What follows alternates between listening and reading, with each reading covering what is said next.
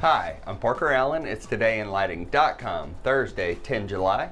We are sponsored by Keystone Technologies, dedicated to light made easy for more than 80 years. If you enjoyed Today in Lighting, please hit the like button. Here are the stories making news.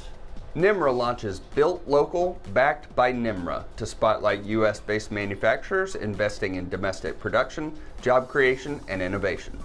This gives reps tools to differentiate, grow, and strengthen the future of American-made electrical products. You can read more on edisonreport.com. MaxLite has appointed Thomas Rhee as COO and Dwight Kitchen as CRO. This leadership expansion will help to drive innovation, operational efficiency, and revenue growth across lighting, controls, and EV infrastructure markets. Find the full story on edisonreport.com. A recent article from Electrical Trends looks at how reps are becoming more influential than manufacturers. Distributors and contractors say they trust reps more, and that strong relationships and better service are driving a big shift in the distribution channel. We link to that article on Edison Report.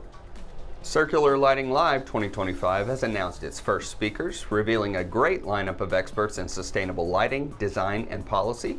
The event will take place in London on 25 September. You can find more details on edisonreport.com. Jim Binya recently reflected on his cross-country move, retirement, and a 53-year career. While stepping back from daily work, he plans to stay connected to the industry through writing, mentorship, and continued appreciation for the lighting community. You can read his article on designinglighting.com. And yesterday, the Dow was up 218 points and the NASDAQ jumped to 193. After a strong earnings report, Cree's parent company Penguin Solutions was up over 10%.